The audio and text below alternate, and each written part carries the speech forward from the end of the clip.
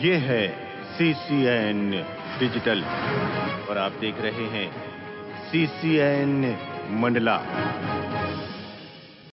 थाना बीजाडांडी पुलिस ने गांजा की सूचना पर टीम गठित कर आरोपी कमलेश सिंगरौरी पिता सूरज सिंगरौरी उम्र 40 वर्ष निवासी बरबसपुर थाना टिकरिया के कब्जे से 3 पैकेटों में कुल 3 किलो गांजा कीमत 33,000 रुपए, एक टीवीएस मोटरसाइकिल जिसकी कीमत 30,000 रुपए, कुल मसरूका 63,000 रुपए जब्त कर आरोपी के विरुद्ध थाना बीजाडांडी में अपराध क्रमांक 54/2024 धारा 8/20 NDPS एक्ट का पंजीबद्ध कर विवेचना में लिया गया। थाना बमनी बंजर में 5 मोबाइल व एक सिंचाई की मोटर की रिपोर्ट के आधार पर पुलिस ने चोर को गिरफ्तार किया। चोर को ग्वारीघाट जबलपुर से गिरफ्तार किया गया है। बता दें कि आरोपी का नाम दुर्गेश पिता गुलाब डहरिया उम्र 18 साल साकिन चरगांव छिछारी चौकी टाटरी थाना खटिया जिला मंडला का यह रहने वाला था, जिसके पास से 5 नग मोबाइल व 2 HP की मोटर भी जब्त की गई। आरोपी के द्वारा दोनों ही घटना करने का स्वीकार किया गया और आरोपी को गिरफ्तार कर माननीय न्यायालय में प्रस्तुत किया गया।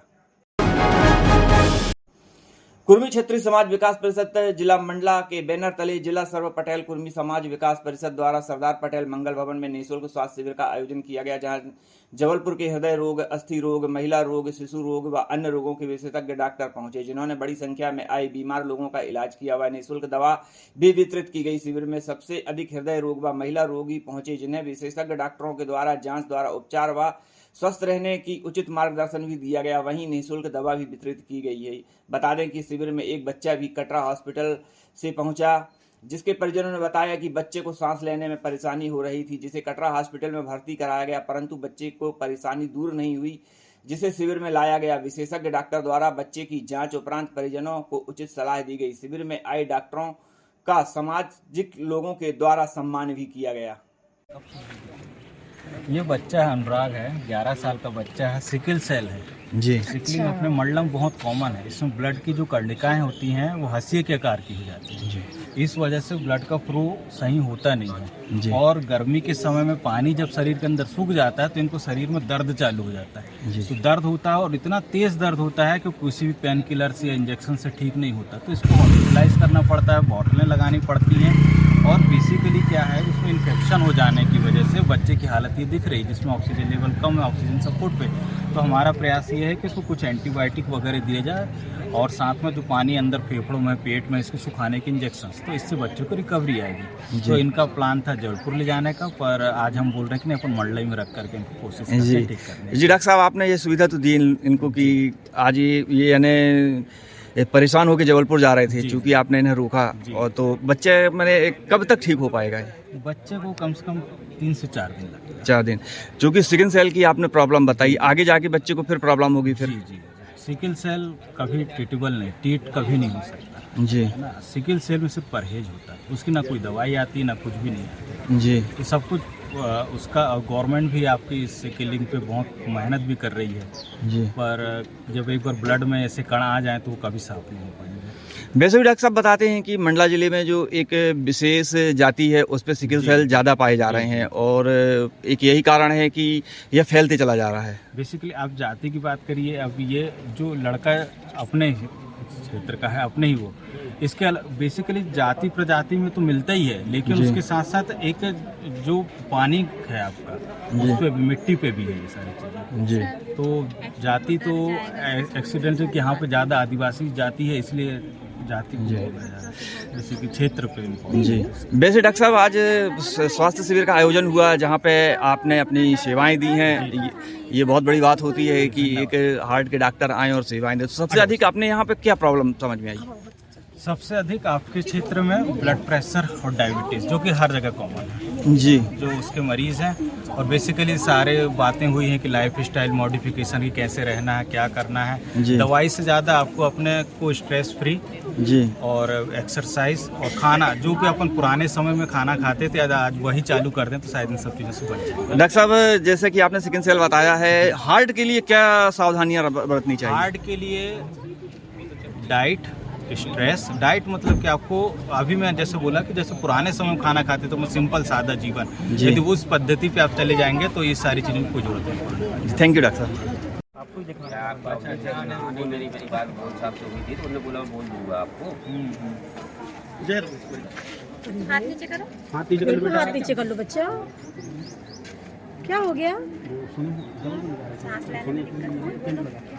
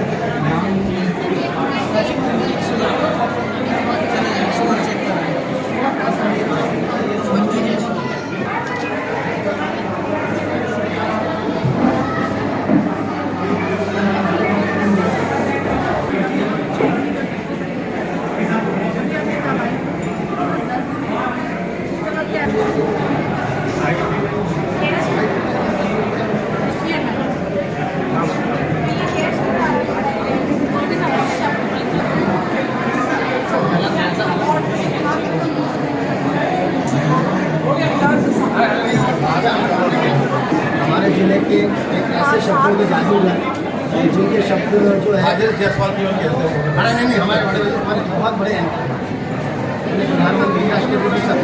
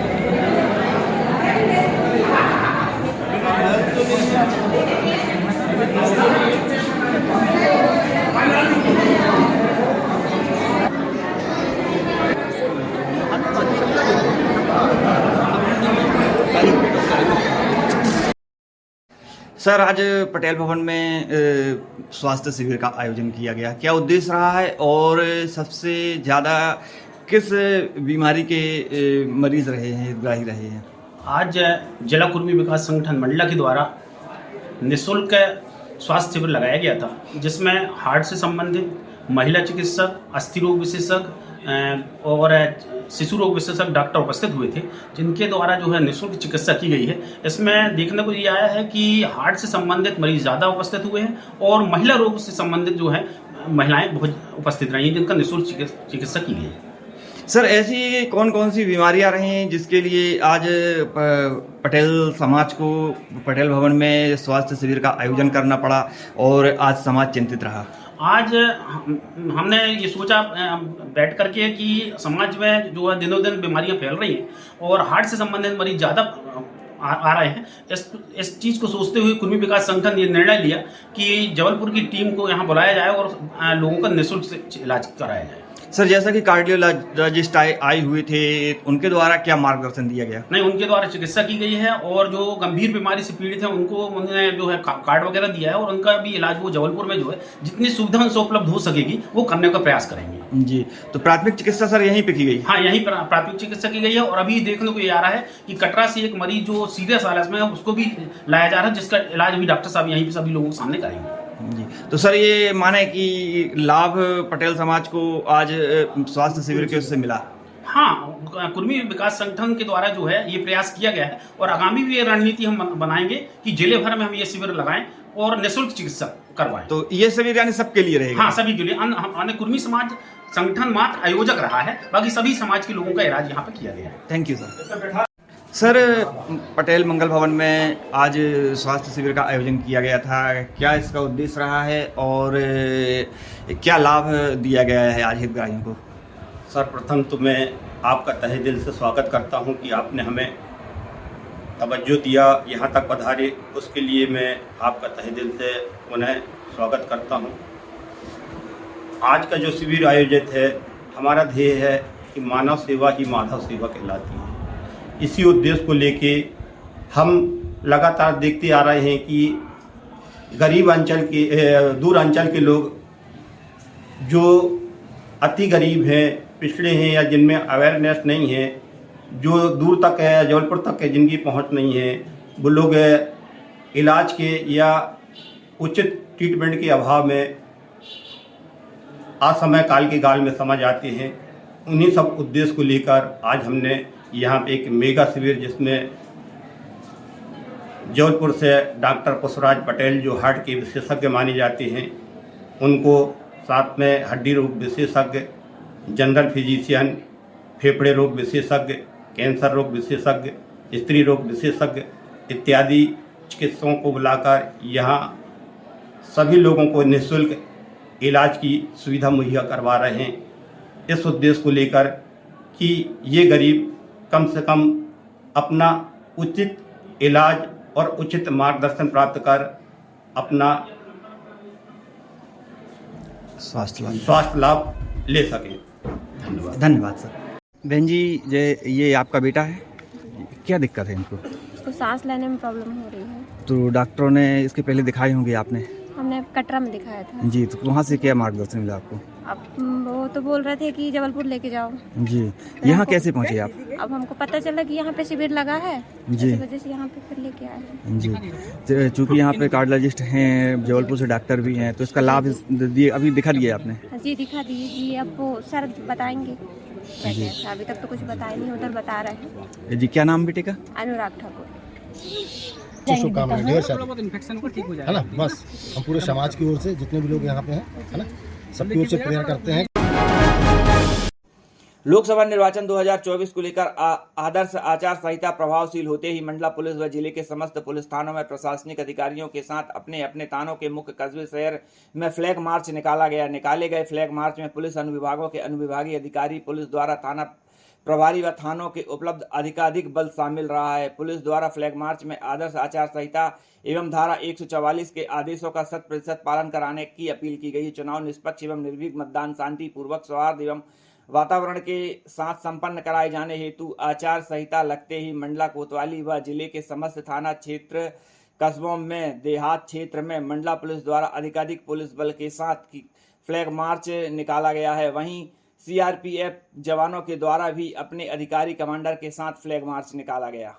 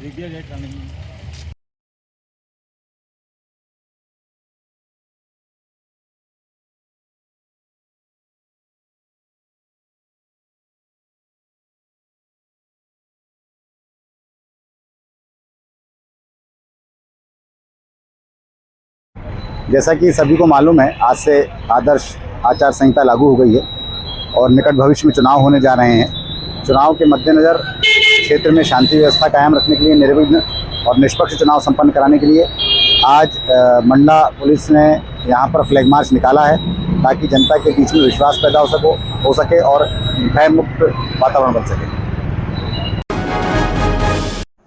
भारत निर्वाचन आयोग द्वारा शनिवार को लोकसभा सामान्य निर्वाचन 2024 के लिए निर्वाचन कार्यक्रम की घोषणा कर दी गई है। निर्वाचन की घोषणा होते ही जिले के आदर्श आचार संहिता प्रभावशील हो गई है। कलेक्टर एवं जिला निर्वाचन अधिकारी डॉक्टर सलोनी सिडाना ने लोकसभा सामान्य निर्वाचन 2024 के संबंध में प्रेस कॉन्फ्रेंस आयोजित कर निर्वाचन कार्यक्रम और जिले में की गई चुनाव की तैयारियों के संबंध में जानकारी दी। इस अवसर पर पुलिस अधीक्षक रजत सकलेचा, संयुक्त कलेक्टर अरविंद सिंह तथा पत्रकारगण उपस्थित रहे। कलेक्टर ने जिला निर्वाचन अधिकारी डॉक्टर सलोनी सिडाना ने बताया कि जिले में 20 मार्च 2024 से नामांकन की प्रक्रिया प्रारंभ होगी। नामांकन प्रस्तुत करने की अंतिम तिथि 27 मार्च 2024 नियत है। नामांकन पत्रों की समीक्षा 28 मार्च 2024 होगी। कलेक्टर ने बताया कि नाम वापसी की अंतिम तिथि 30 मार्च 2024 है। जिले में मतदान 19 अप्रैल को होगा तथा मतगणना 4 जून 2024 को होगी। आदर्श आचरण संहिता 6 जून 2024 को समाप्त होगी। जिले में निर्वाचन व्यय निगरानी हेतु दल गठित किए जा चुके हैं। आग्नेय शास्त्र के दुरुपयोग रोकने हेतु आदेश प्रभावी कर दिए गए हैं। संहिता की धारा 144 लागू के आदेश प्रभावी कर दिए गए हैं। कोलाहल नियंत्रण के आदेश प्रभावी एवं संपत्ति निरूपण के आदेश भी प्रभावी हो चुके हैं। आज 16 मार्च 2024 को लोकसभा निर्वाचन 2024 के लिए संपूर्ण मंडला संसदीय क्षेत्र के लिए एमसीसी घोषित की जा रही है। पहले एमसीसी घोषित करने के साथ ही मैं सबसे पहले एक बार पूरे इलेक्शन का शेड्यूल जो हमारे संसदीय क्षेत्र के लिए है वो आप सबकी सुविधा के लिए आपको बता रही हूँ। इलेक्शन नोटिफिकेशन और नॉमिनेशन की प्रक्रिया शुरू होने की तिथि 20 मार्च 2024 बुधवार को है। नॉमिनेशन करने का आखिरी दिन 27 मार्च 2024 अगला बुधवार है। स्क्रूटनी 28 मार्च 2024 थर्सडे को होगी। विड्रॉल करने का, कैंडिडेचर से विड्रॉल करने का आखिरी दिन 30 मार्च 2024 शनिवार है और 31 मार्च 2024 को फाइनलाइजेशन होगा कैंडिडेट्स का और सिंबल अलॉटमेंट होगा। निर्वाचन का दिनांक 19 अप्रैल 2024 शुक्रवार का दिन है। मैं रिपीट कर रही हूँ, निर्वाचन का मतदान का दिनांक 19 अप्रैल 2024 शुक्रवार का दिन है, जिसमें पूरे जिले में, पूरे संसदीय क्षेत्र में एक साथ मतदान होगा। काउंटिंग का दिन 4 जून 2024 ट्यूसडे है और NCC model code of conduct आदर्श आचरण संहिता समाप्त होने का दिन 6 जून 2024 थर्सडे है। तो ये हमारा पूरा इलेक्शन का कैलेंडर, इलेक्शन का शेड्यूल हमारे संसदीय क्षेत्र 14 मंडला के लिए है। हमारा जो मंडला का संसदीय क्षेत्र है, सबसे पहले मैं उसके बारे में आप सबको जानकारी दे रही हूँ। हमारा संसदीय क्षेत्र 14 मंडला एक एसटी संसदीय क्षेत्र है। हमारे पास 8 असेंबली सेगमेंट्स हैं। मंडला के 3 असेंबली सेगमेंट्स हैं, 105 बिछिया, 106 निवास और 107 मंडला। डिंडोरी के 2, 103 शाहपुरा, 104 डिंडोरी। सिवनी के 2, 116 केवलारी और 117 लखनादौन और नरसिंहपुर का 118 गोटेगा। ये 8 असेंबली सेगमेंट्स कुल हमारे संसदीय क्षेत्र में आते हैं।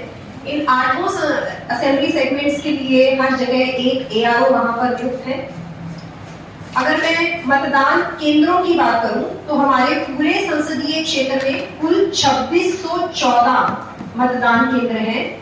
शाहपुरा में 336, डिंडोरी में 319, बिछिया में 304, निवास में 321, मंडला में 320, केवलारी में 353, लखनऊ में 407 और गोरेगांव में 254। इस तरह कुल 2614 मतदान केंद्रों पे एक साथ वोटिंग 19 अप्रैल 2024 को होगी। ये सभी जो हमारे मतदान केंद्र हैं, इन पर मिलाकर हमारे जो वोटर्स की संख्या है, इसमें पुरुष वोटर्स की संख्या 10,48,096 है, 10,48,096। और महिला मतदाताओं की संख्या 10,48,930 है, 10,48,930। अन्य की संख्या 25 है। इस प्रकार से हमारे पूरे संसदीय क्षेत्र में कुल 20,97,051 20,97,051 वोटर्स हैं। पूरे संसदीय क्षेत्र की हमारी जेंडर रेशो 1000.8 है, जिसमें से सबसे अधिक जो है वो निवास की 1034 जेंडर रेशो है और सबसे कम जेंडर रेशो गोटेगांव की 949 है। अगर हम संसदीय क्षेत्र में हमारे डिफरेंट प्रकार के वोटर्स की बात करें तो 18 से 19 आयु वर्ग के वोटर कुल 67,677 हमारे नए युवक वोटर्स हैं। 85 वर्ष से ऊपर के वोटर्स 8,617 हैं। पीडब्ल्यूडी मतदाता, पर्सन विद डिसेबिलिटी मतदाता पूरे संसदीय क्षेत्र में 26,859 है और सर्विस वोटर जो कि ईडीपीडीएस के माध्यम से वोट करते हैं उनकी संख्या पूरे संसदीय क्षेत्र में 1441 है। ये हमारे पूरे संसदीय क्षेत्र के निर्वाचन नियमावली का और निर्वाचन हमारे वोटर्स का एक संक्षिप्त विवरण है। जो हमारा इलेक्शन का कैलेंडर है उसके अनुसार सबसे महत्वपूर्ण गतिविधि नॉमिनेशंस की है। नॉमिनेशंस की प्रक्रिया पूरे संसदीय क्षेत्र के लिए मंडला में कलेक्टर न्यायालय कार्यालय में मंडला में होगी, 20 मार्च से प्राप्त होगी। केवल एक ही जगह पे नॉमिनेशंस प्राप्त किए जा रहे हैं, न्यायालय कलेक्टर कार्यालय मंडला में। नॉमिनेशंस का संभावित समय 11 बजे से 3 बजे तक होगा। अभी ये रिटर्न में नहीं आया है, इसलिए मैं इसको संभावित बोल रही हूँ। अभी इलेक्शन के समय में बहुत प्रकार की अनुमतियां प्राप्त करने के लिए, जो अनुमतियां प्राप्त करने के लिए डिफरेंट कार्यालय रहेंगे उनकी जानकारी भी मैं आपको दे रही हूँ। मंडला जिले के लिए संपूर्ण जिले में यदि एक ही समय पे कोई कार्यक्रम होना है तो इस बार न्यायालय अपर कलेक्टर कक्ष क्रमांक 19 से भी पूरे जिले के लिए एक साथ अनुमति प्राप्त कर सकेंगे। लेकिन वो तभी होगा कि पूरे जिले में एक ही समय पे कार्यक्रम होना है। इसी प्रकार से सिडनी, नरसिंहपुर और डिंडोरी कलेक्टर भी अगर एक ही पूरे जिले में एक साथ कार्यक्रम होना है तो अपनी अपनी अनुमति दे सकेंगे। इसके अलावा हर अनुविभागीय अधिकारी हमारे संसदीय क्षेत्र का अपने आप में अनुमति देने के लिए स्वतंत्र है। जैसे कि अनुविभाग बिछिया के लिए अनुविभागीय अधिकारी बिछिया के कार्यालय का कक्ष क्रमांक 1 के अंदर से अनुमति प्राप्त की जा सकेगी। घुघरी में घुघरी एसडीएम अधिकारी के कक्ष क्रमांक 1, निवास में तहसील कार्यालय के कक्ष क्रमांक 2, मंडला में तहसील कार्यालय के कक्ष क्रमांक 1 और मैनपुर के लिए भी अनुविभागीय अधिकारी के कक्ष क्रमांक 2 से अनुमति प्राप्त की जा सकेगी। अगर पूरे संसदीय क्षेत्र में एक ही समय पे एक कार्यक्रम कोई होना है तो उसकी अनुमति भी कलेक्टर कार्यालय मंडला से प्राप्त की जा सकेगी। इसके अलावा सभी जगह पे है एसडीएम ही अनुमति देंगे। जैसे कि आज मैं आपसे बात कर रही हूँ उसी समय MCC model code of conduct आदर्श आचरण संहिता प्रभावशील हो गई है और इसी के साथ हमने पूरे जिले की सीमा के अंतर्गत धारा 144 का आदेश पारित कर दिया है। धारा 144 का विस्तृत आदेश आप सभी की उपलब्धि के लिए आपको पीआरओ के माध्यम से दे दिया जाएगा, बट उसके कुछ जो प्रमुख बिंदु है मैं उसका आपके सामने अभी बात करने जा रही हूँ। सबसे प्रमुख बिंदु है कि जैसे ही धारा 144 आज पूरे जिले में लागू हो रहा है, कोई भी सभा, रैली, कोई भी कार्यक्रम, जुलूस बिना अनुमति के नहीं कर सकेंगे। ये अनुमति पूर्व में प्राप्त करनी होगी। अनुमति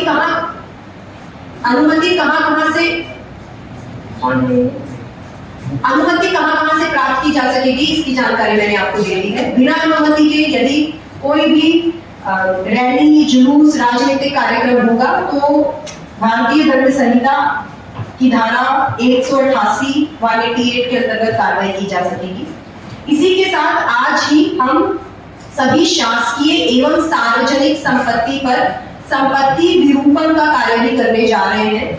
संपत्ति विरूपण अर्थात कोई भी फ्लैक्स, बैनर, पोस्टर अगर वो शासकीय संपत्ति और सार्वजनिक संपत्ति पे लगे हुए हैं तो उनको हटाया जाएगा। इसके पश्चात शासकीय और सार्वजनिक संपत्ति पर किसी भी प्रकार का राजनीतिक पोस्टर, फ्लैक्स, बैनर नहीं लगाया जा सकता, किंतु किसी भी प्राइवेट संपत्ति पर उस व्यक्ति की सहमति के साथ प्रचार प्रसार की सामग्री का उपयोग किया जा सकता है।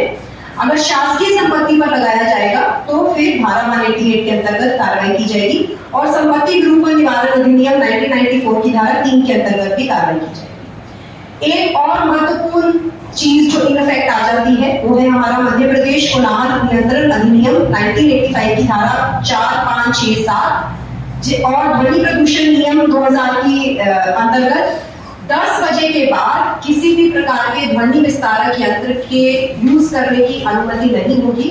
यदि कोई ध्वनि विस्तारक यंत्र परमिशन के साथ भी उपयोग किया जाता है तो केवल वह 10 बजे तक ही किया जा सकेगा। रात के 10 बजे से लेकर सुबह के 6 बजे तक किसी प्रकार के भी लाउड स्पीकर डीजे की अनुमति नहीं होगी और अगर वो यूज किया जाएगा तो उसके संबंध में भी कार्रवाई की जाएगी। इसी के साथ आयुध अधिनियम 1959 की धारा 17(3) ख के अंतर्गत पूरे जिले के अंतर्गत जितने हमारे शस्त्र है, लाइसेंसधारी जो शस्त्र है वो डिपॉजिट किए जाएंगे। सिर्फ वो श्रेणियां जो एग्जेम्प्टेड है वो अनुमति के साथ अपनी एग्जेम्प्टेड शस्त्र को अपने पास रख सकेंगे। बाकी सबको अपने शस्त्र थाने में डिपॉजिट करवाने होंगे और कोई भी व्यक्ति पब्लिक डिस्प्ले ऑफ वेपन्स नहीं कर सकेगा। जिसको अलाउड भी है वो अपना शस्त्र पब्लिक डिस्प्ले में नहीं करेगा। कोई भी जो इस धारा का उल्लंघन करेगा उसके विरुद्ध आयुध अधिनियम की 1959 की धारा 17(3) ख के अंतर्गत कार्रवाई की जाएगी। अगला इंपॉर्टेंट है कि कोई भी जो फ्लेक्स, बैनर या कोई भी प्रिंटेड सामग्री यूज होगी उस पे प्रकाशक और मुद्रक का नाम लिखना बहुत जरूरी होगा। यदि इस धारा का उल्लंघन किया जाता है तो लोक प्रतिनिधित्व अधिनियम 1951 की धारा 127A के अंतर्गत कार्रवाई की जाएगी।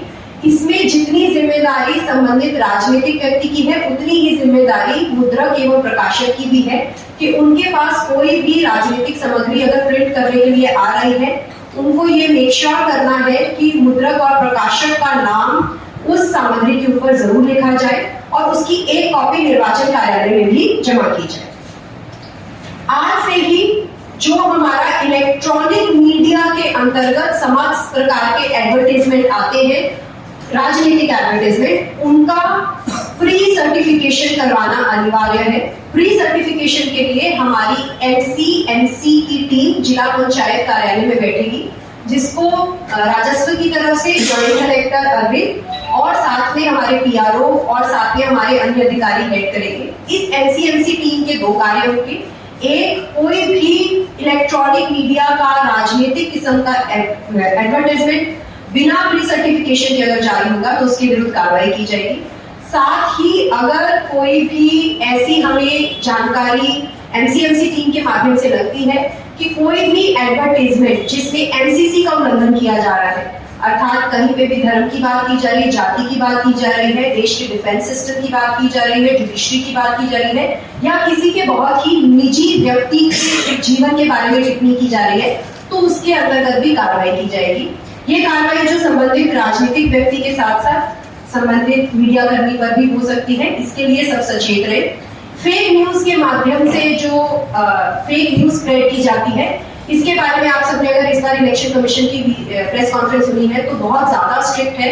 फेक न्यूज का अगर कहीं भी आता है तो उसके विरुद्ध कार्रवाई धारा 188 में तो की जाएगी, साथ में आईटी एक्ट की धारा 66 के अंतर्गत भी कार्रवाई की जाएगी। इसके साथ साथ आज हमारी एफएसटी फ्लाइंग स्क्वाड टीम और SST static surveillance team activate हो गई है जो हमारे एक्सपेंडिचर की मॉनिटरिंग करेंगे।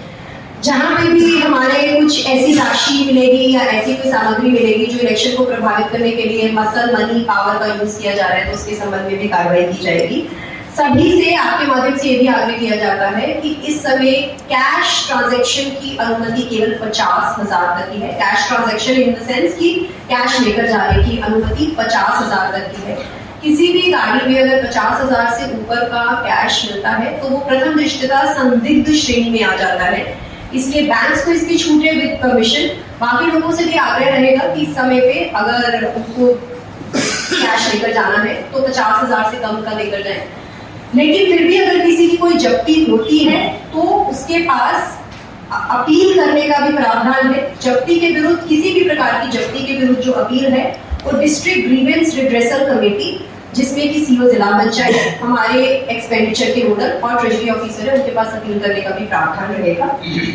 इसके साथ साथ हमने एक शिकायत प्रकोष्ठ का जिला स्तर पर और अनुविभाग स्तर पर गठन किया है। कोई भी शिकायत होगी, मेरा सबसे आग्रह रहेगा कि कोशिश करें कि बहुत सारे माध्यम है शिकायत दर्ज करवाने के। पहला माध्यम है सी विजिल, दूसरा माध्यम है 1950 की हेल्पलाइन, तीसरा माध्यम है NGRS, चौथा माध्यम है हमारा वेब पोर्टल। इनके माध्यम से अगर शिकायत दर्ज करवाएंगे तो वो ज्यादा हम उस पर बेहतर से कार्रवाई कर सकेंगे। ये भी नहीं होता है तो लिखित में दें। व्हाट्सएप पर दी गई शिकायतें, मौखिक दी गई शिकायतें, यद्यपि हम उनको संज्ञान में ले सकते हैं, बट वो किसी भी तरह फॉर्मल शिकायतों की श्रेणी में नहीं आएगा। तो किसी की कोई भी शिकायत है तो उसको फॉर्मली रिटर्न में या ये 4 माध्यम के से दें। हमारा जो शिकायत प्रकोष्ठ है उसके नोडल भी जॉइंट कलेक्टर अरविंद सिंह रहेंगे। तो किसी की कोई शिकायत है तो इसके हमारे माध्यम से कर सकते हैं। हर अनुविभाग पर भी शिकायत दर्ज करवाने के लिए प्रकोष्ठ किया गया है, रिटर्न कंप्लेंट को भी हम देंगे। इसके अलावा कहीं पे भी मसल मनी पावर का यूज होता है तो भारतीय दंड संहिता 1860 की धारा 171B और 171C के अंतर्गत कार्रवाई की जाएगी। आप सबने इलेक्शन कमीशन की प्रेस कॉन्फ्रेंस सुनी है। आप अभी आज मेरे साथ रिकॉग्नाइज्ड पॉलिटिकल पार्टी के लोग भी हैं और मीडिया के लोग भी हैं। आपके सबके सहयोग से ही हमने पिछला चुनाव जो विधानसभा का करवाया था वो भी बहुत अच्छे से करवाया था। अधिकांश समय हमें सहयोग ही मिला है, 1-2 अपवाद केसेस को छोड़ देंगे। और मैं अभी भी आपसे चाहूंगी, पहला मैं सभी पॉलिटिकल पार्टी से ये अनुरोध करूंगी, एक चीज जो हमने पिछली बार फेस करी है कि हमने जितनी प्रकार की ट्रेनिंग्स हम यहाँ पे देते हैं, क्योंकि मैनुअल के अनुसार हम रिकॉग्नाइज्ड पॉलिटिकल पार्टी को हमेशा सूचित करते हैं। आप जो ट्रेनिंग देते हैं, मेरा अनुरोध रहेगा कि कैंडिडेट और उसके एजेंट को वो बताएं, क्योंकि जब हम ट्रेनिंग देते हैं तब उनमें से कोई उपलब्ध नहीं होता है एंड बाद में कंफ्यूजन की स्थिति रहती है कि क्या नियम थे, जबकि हम ट्रेनिंग्स में बहुत स्पष्ट समय लगाकर आपको हर चीज बताते हैं। तो क्योंकि इस बार कैंडिडेट की संख्या बहुत कम है, इसलिए मेरा अनुरोध रहेगा कि आप कैंडिडेट और उनके एजेंट को, जो हमने अभी सारी बातें बताई हैं, कंफ्यूजन की स्थिति ना हो किसी भी प्रकार की, आप ये चीजें जरूर बताएं। फिर भी अगर होता है तो हमारा जो निर्वाचन कार्यालय है वो आपके डाउट्स के लिए भी बैठा है, ताकि आपसे कोई ऐसी गलती ना हो जिसमें आप बाद में ये बोल सके कि हमें तो पता ही नहीं था। डाउट है तो हमसे पूछ लीजिए, we are here to facilitate you, but आप अपने से कुछ कर देंगे और उसके बाद अगर कोई अप्रिय स्थिति उत्पन्न होती है तो वो एक बहुत ही अजीब स्थिति है। ऐसे ही सभी मीडिया के वर्गों से भी मेरा आग्रह रहेगा कि जो नियम है, हम पहली अपेक्षा यही करते हैं कि आप हमारे सहयोगात्मक दृष्टि से नियमों का पालन करते हुए कार्य करें, परंतु यदि कहीं वही नहीं होता है, पिछली बार भी हमें 1-2 कठोर निर्णय भी लेने पड़े, पर वो लेने जरूरी भी होते हैं। तो इस बार भी हमारा स्टैंड यही रहेगा कि हम फेक न्यूज के मामले में हम बहुत इनटॉलरेबल रहने वाले हैं। आप सबसे अपेक्षा रहेगी कि आप मीडिया के होने के साथ साथ गणमान्य नागरिक भी हैं। लोग तो यही ऐसे ही समझते हैं कि आप लोग गणमान्य नागरिक हैं, तो आपसे एक डबल रिस्पॉन्सिबिलिटी है, क्योंकि आप जो चीज पब्लिश कर रहे हैं उसको 1000 लोग या मे बी 500-1500 लोग वॉच कर रहे हैं, तो आपके ऊपर एक एडेड रिस्पॉन्सिबिलिटी है। प्लीज मेक श्योर कि आप कोई भी न्यूज तुरंत फॉरवर्ड करने से पहले एक बार उसकी सत्यता की जांच कर लें। डाउट आ रहा है, हमसे पूछ लीजिए कि सत्य है या नहीं है, क्योंकि जब आप उसको फॉरवर्ड करते जाएंगे एंड में अगर वो बहुत ही भयंकर प्रकार की फेक न्यूज निकलती है तो ये कोई एक्सक्यूज नहीं बचेगा कि मैंने तो सिर्फ फॉरवर्ड करी। इसी तरह आप जिन ग्रुप्स के अगर एडमिन है व्हाट्सएप ग्रुप के, पिछली बार भी बहुत स्पष्ट किया गया था कि ग्रुप एडमिन की जिम्मेदारी है कि उनके ग्रुप में अगर कुछ ऐसा आ रहा है जो एकदम गलत है, एफसीसी के विरुद्ध है या फेक है, तो वो ये कहते नहीं बच सकते कि किसी ने फॉरवर्ड कर दिया। You have to be careful, you are the group admin. और इस बार इलेक्शन कमीशन जो है वो और भी ज्यादा स्ट्रिक्ट है, और भी ज्यादा सतर्क है फेक न्यूज के मामले में, मिस इन्फॉर्मेशन के मामले में और एनसीसी के मामले में। तो मेरा आपसे उम्मीद रहेगी कि आप इसमें जो है एकदम नियमों के अनुसार कार्य करेंगे। मेरी तरफ से इतना ही है। अब मैं चाहूंगी कि एसपी साहब आप सबको समझ रहे हैं। मैम ने जैसे बताया तो चुनाव को सुरक्षित मानने के लिए जिला बल, state arm forces, central reserve police force जो आती है, होमगार्ड्स आते हैं, स्पेशल पुलिस ऑफिसर जो हम बनाते हैं, इस तरह से लगभग 1500 से 2000 का बल जो भी उपलब्ध करवाया जाएगा इलेक्शन कमीशन के द्वारा, उसका उपयोग करते हुए हम जो पुलिस की टीम है, SSTs, FSTs और 15 नाके जो कि अंतर जिला है और अंतर राज्य भी है छत्तीसगढ़ के साथ, वहाँ पे 24 घंटे हमारा पुलिस का चेकिंग जैसा विधानसभा चुनाव में हुआ था वो इस वर्ष भी रहेगा। इसके अलावा मतदान केंद्रों को कहाँ पर वो स्थित है और अन्य जो परिस्थितियाँ हैं उनको देखते हुए सामान्य और संवेदनशील लगाया गया है। और जैसे पूर्व में नक्सल प्रभावित क्षेत्रों में अतिरिक्त बल उपलब्ध करवाया गया था वो इस वर्ष भी करवाया जाएगा। पिछली बार बहुत अच्छी सर्चिंग और लोकल सपोर्ट के बाद कोई भी घटना किसी भी नक्सल प्रभावित क्षेत्र में मध्य प्रदेश में नहीं हुई है। हम लोग ये सुनिश्चित करेंगे कि इस बार भी शांतिपूर्ण मतदान हो। यही सब बिंदु है और जैसा आपको बताया गया है, जैसे निर्देश दिए गए हैं और पूर्व में पिछले चुनाव में लगभग 12 FIR हुई थी।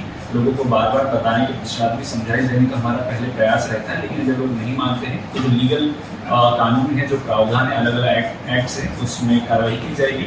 फिलहाल अधिनियम में पिछले 1 महीने के अंदर 5 डीजे जब्त किए गए हैं और उनके खिलाफ कार्रवाई की गई है। इसी तरह से कार्रवाई लगातार चल रही है। प्रश्न है तो आप पूछ सकते हैं सर। बॉर्डर की जो आप एक कॉन्सेप्ट को समझ नहीं रहे। एक फॉर्म 12D दिया जाता है। फॉर्म 12D में प्लीज अंडरस्टैंड कि home voting is not universal for PWD and 85+।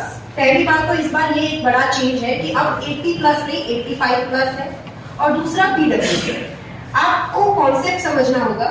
जो इलेक्टोरल रोल में PWD मार्किंग होती है वो कोई भी व्यक्ति अपनी मार्किंग कर सकता है।